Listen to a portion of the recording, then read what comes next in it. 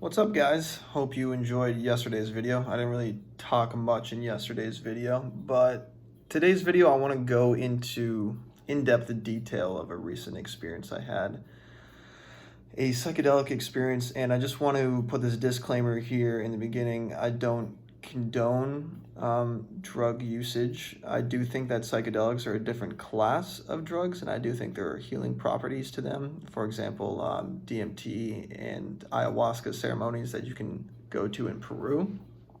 And there is definitely healing potential for these substances.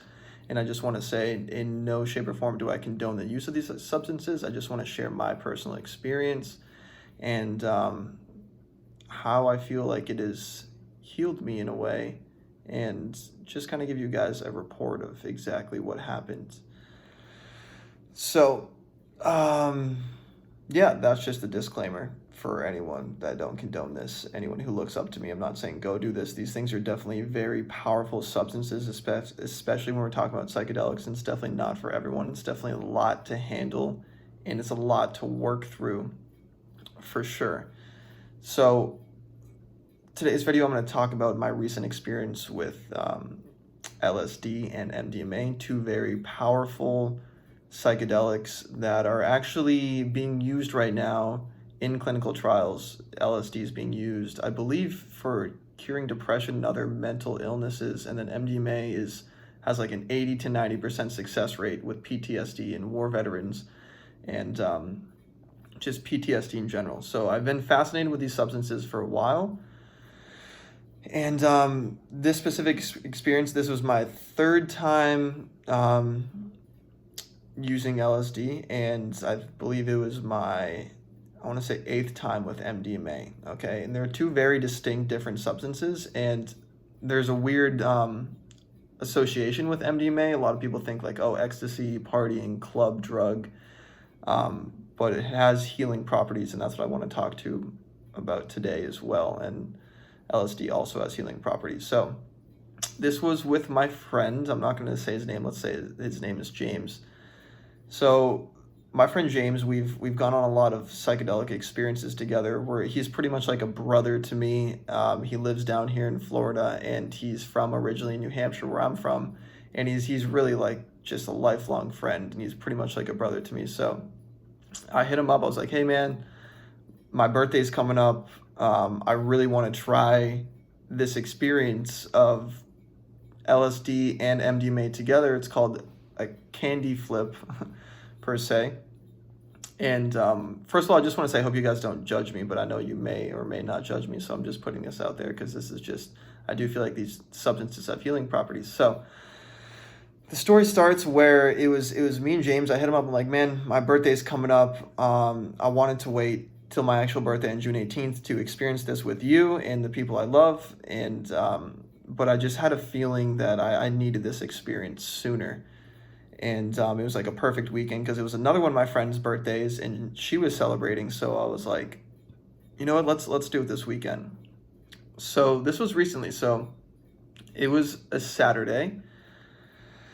I had both the substances, tested both of them. I actually didn't test the LSD, which you should. All I should say, guys, is if you do, again, I don't condone any usage. If you do end up deciding to want to explore the psychedelic realm, always test your substances, especially when it comes to MDMA, because it's usually cut with amphetamines and meth and just a bunch of weird shit that can literally kill you. Same thing with LSD. It can be an N-bomb, what people call, and it can literally kill you from one tab. So test your stuff and just be smart about it, and always have the proper set and setting. So our story starts, I go to my friend James's house, and we've tripped here a couple times, and his mom is super loving and accepting, and she's like, hey, you know what, you guys are young, and you know, I've been there, and I just want to make sure that if anything happens, you guys are in a safe environment and it's under my roof and you guys are safe, which is awesome. And I think parents should be more like that, instead of kids having to feel like they sneak around to go do substances, because that's when it gets dangerous. Like, you can end up dead in a ditch. So yeah, just a side note, I think if you are a parent watching this, you should, or if you're a kid watching this, I don't want to say kid, if you have a parent, I think you should be transparent with them and say, hey, I want to explore my consciousness. I want to explore with this substance. This is what I plan on doing, and keep that conversation open.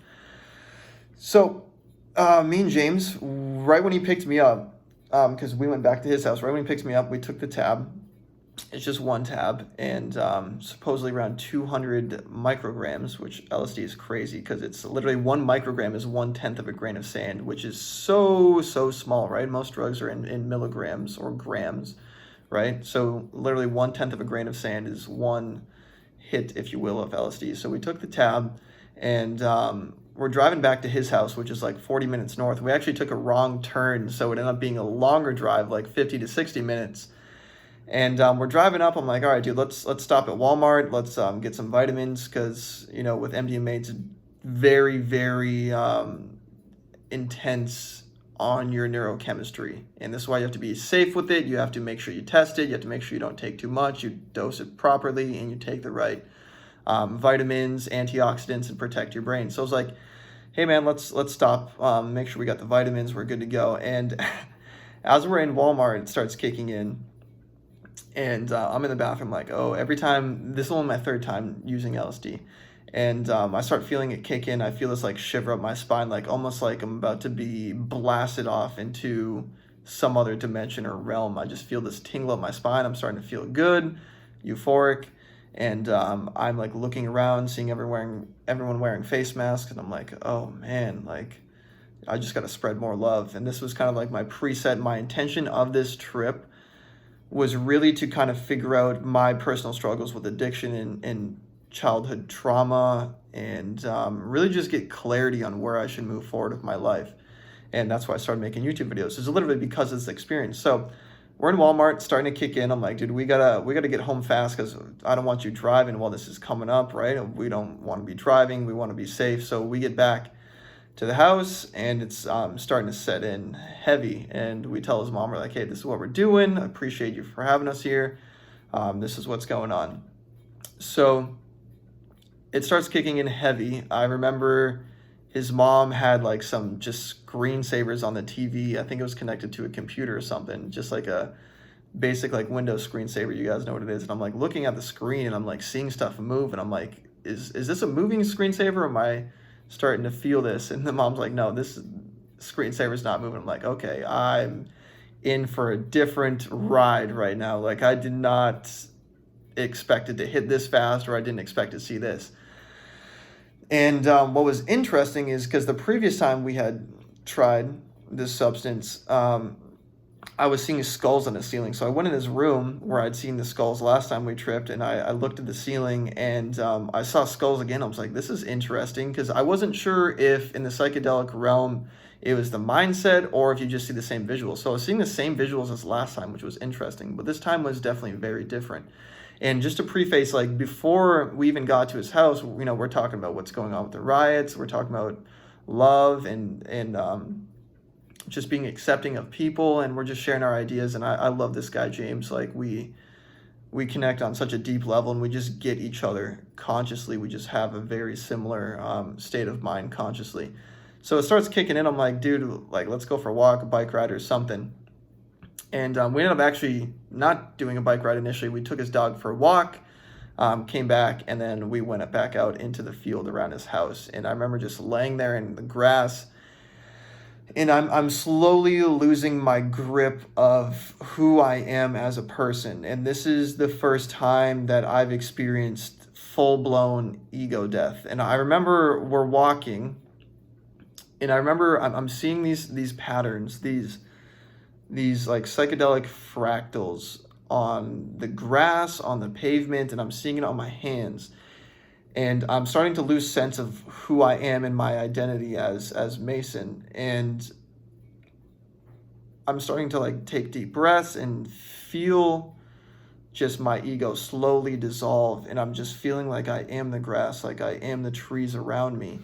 And very, very interesting feeling that I cannot describe, because the way LSD works is what happens is it hooks into your serotonin, and it traps the serotonin. So the serotonin receptor, it's firing and starts tripping on itself. So it starts amplifying reality essentially like a million times. if I could describe LSD, it's like amplified consciousness a million times. Like you're just blown out. It depends what dosage you take, but this specific experience, it was just blown out. Like by blown out, I mean like I was blown out of my body. Obviously I could still see physical reality and everything, but the internal feeling is like, okay, I really am just everything. And I remember, fast forward, when we're getting to the field, I'm starting to feel this really heavily, and I'm just laying there. I'm looking at the grass, and I'm feeling everything. And I'm starting to realize just what consciousness is in itself. I'm starting to realize that we're all made out of the same thing, which I feel is infinite love and creation. And I'm starting to realize that all the problems in my life have really just been decisions that I've made. Like I've just decided like this is a problem and this is an issue for me. And it's created this like manifestation of my ego and like fighting to try to become something.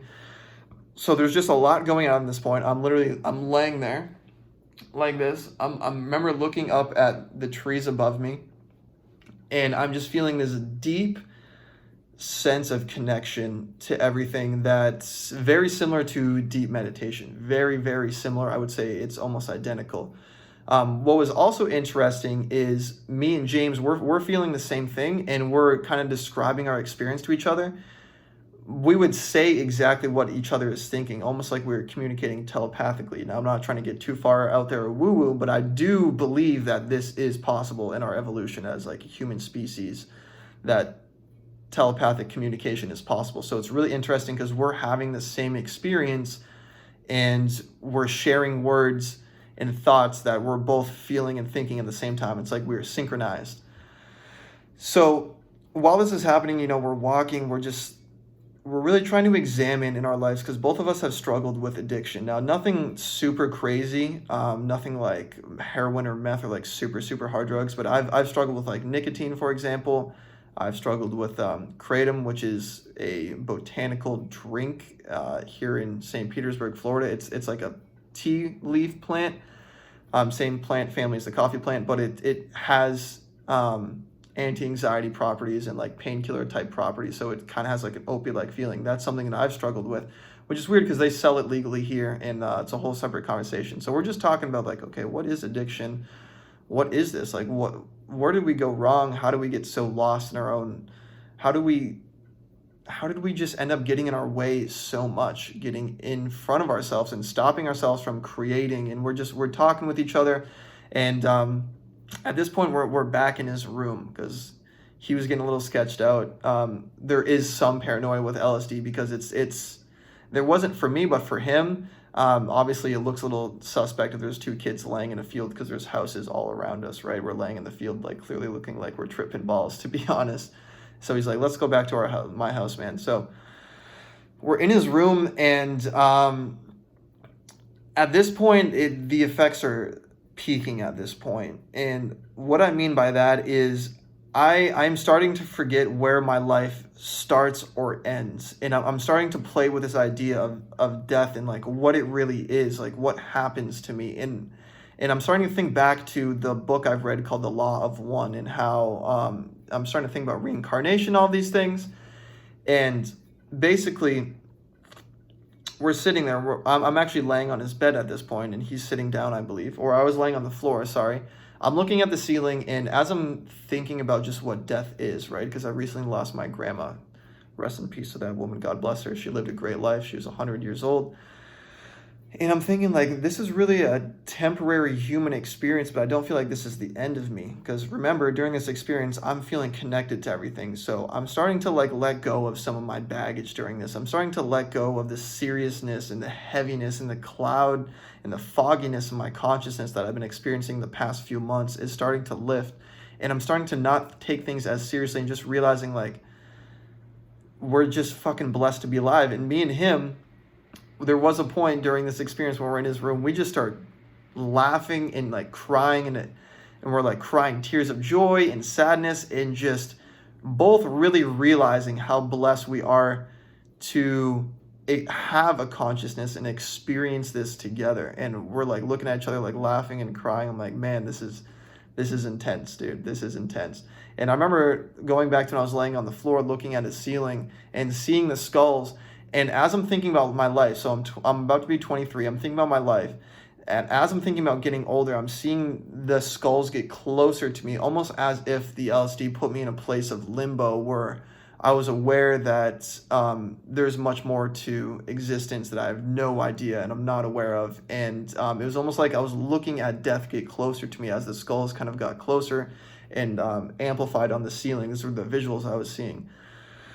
And I just accepted it. I didn't feel afraid. I did not feel afraid. I think a lot of people get tripped up where they feel afraid. They start to like hold on to reality. They're trying to control, but you just have to let go. And I'm experiencing this. And me and him, we're just talking about like, what is this, man? Like we're made out of love. We're aware of what's happening right now. We're so blessed. And I remember after the peak started to wind down a little bit, like around the 3.5 hour mark, it was like, that was like the peak effects of like full blown ego death. We're like contemplating. I remember him getting a notepad, like trying to draw out for me what he was experiencing. And I was like, dude, you don't even need to explain this to me because we're like communicating on a different level where I know exactly what you're seeing and experiencing. And you guys only understand a small fraction of this because I'm trying to put it into a story. But, at this point,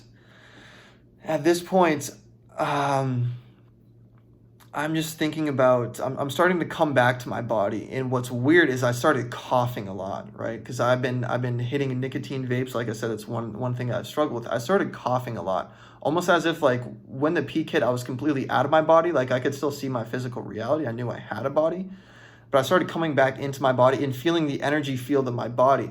Because when the peak effects happened, it was like dissolution, right? There was no separation between my skin and the outside world, as weird as that sounds. It was like all just one together. And as the peak is winding down a little bit, I'm starting to come back to my body and realizing like, okay, I have this. And my body starts coughing. And I'm starting to become hyper aware of all of this shit that I've done to my body. The nicotine, the eating unhealthy, and just becoming hyper aware of my energy and how it relates to the world around me. And I thought that was extremely profound and interesting. And yeah, so from there, I'd set a timer and it was the 4 hour mark. And this is when the flip experience comes in because I was like, hey, dude, the timer went off. It's time to take the MDMA. And I'm going to put the MDMA part of the experience into a separate video because this one's getting long. But it was insane because the overall experience, if I could sum it up, it felt like divine consciousness. It felt like my consciousness was amplified. And when you look how it works on a how do I say this word? What's the word I'm looking for? If you look at how it works with serotonin, it's almost like serotonin is what allows you to sleep. It regulates your sleep hunger cycle. It's really, really important neurotransmitter. And I think it's interesting that the LSD hooked into this really important neurotransmitter that almost kind of like connects me to everything and like literally dictates the flow of my life and my body and amplified itself. And I was able to step outside of my ego and my mind and see the harmful things that I've been doing to my body. And that was very interesting. So I remember telling James, I was like, dude, we just experienced what I can attest to, what I feel like was just like divine consciousness, like just consciousness with no boundaries, consciousness without being confined to a body, without being confined to a specific mind. Like we just experienced pure consciousness. And now I'm not saying this can't happen without deep meditation. I firmly believe this can happen with deep meditation. But I remember James, he was showing me this book he had that he's been reading from a yogi in India. He's like, dude, everything we're experiencing right now is literally in this book. And I was like, dude, this is crazy because we're almost like experiencing amplified consciousness and we're about to take the MDMA. And for me, MDMA feels like just heightened sense of being and feeling, right? So I completely separated myself. The LSD experience had been like no feeling, just pure consciousness and awareness. And I was like, dude, when we take the MDMA, we're going to start feeling everything we've been running away from. We're going to start feeling it. And the timer went off, and this is where I'm going to end the story because everything after this was probably close to one of the most profound, intense experiences of my entire life. And I'm only 23 up until this point. And I've meditated, I've been in really deep states, and it's very similar to those states. And so I'm going to cut this short because in the part 2, I want to talk about the MDMA side of the experience, but absolutely profound, most intense LSD experience. And overall, I would say LSD is definitely not for everyone, especially if you have trouble letting go. I don't condone it. I think there is a time and place, and it has a lesson to teach. I don't think you should abuse it. I think it's simply a tool to hook into your neurochemistry and allow your consciousness to be amplified 1,000,000 times so you can see things that necessarily weren't there before. And before I end this note, I just want to say one thing about psychedelics that I think is extremely profound is our brain creates neural pathways, right? And those neural pathways are carved every single day. And those neural pathways are carved through thoughts and feelings, right? So I have a thought and feeling like I'm Mason Pastro. This is who I am. This is my identity. This is who I relate to the world. I wake up at this time. People relate to me this way. I am this person. This is how society sees me. This is how my friends see me. This is how my family sees me. This is how I see myself. And those perceptions of self are very ingrained every single day, ingrained. Why psychedelics I feel are so profound, and this is a perfect analogy, is imagine that your brain is a snow globe, okay? And since you were born, the snow is kind of settled and your reality is kind of settled, right? The snow is settled, right? When you take psychedelics, you're shaking up the snow globe and you're allowing the snow to settle in new places. You're allowing yourself to take a step outside of your conditioning of your perception of self and how you relate to others. And you're allowing yourself to carve new neural pathways. It's almost like your neural pathways have been carved, and it's like if your brain was a huge mountain of snow, your identity would be carved through running your sled through the same exact paths over and over again. And think of your sled as like your thoughts and feelings of who you are as a person, and that shit gets so carved into who you think you are and how you relate to people, and that's the ego. When you experience this ego death, which is very profound, it's almost like those pathways are completely cleared. You have a fresh palette of snow and you're able to carve new pathways and see new things. And it just felt like divine consciousness. And when we took the MDMA, things got a little intense and crazy, it changed the experience for sure. And I do feel like this experience definitely healed me. So in part 2, guys, I'm going to get into the MDMA part of the experience. And then at the end of part 2, I'm going to sum up the overall experience and just my findings of the experience of exploring my consciousness. So I hope you guys enjoyed this one. This channel is by no means going to be about drugs or psychedelics exactly. This is just me sharing my conscious thoughts and what I feel and how I feel I relate to things, and just me. This channel is just me, and I appreciate you guys watching if you made it this far. If you did make it this far, make sure you subscribe and give me a comment below if you resonate with this or what you think about these substances, because it is really taboo in our society, and I want to open the door for conversation. And so just comment below. I'd love to interact with you guys and chat with you guys. So I'll see you in part 2.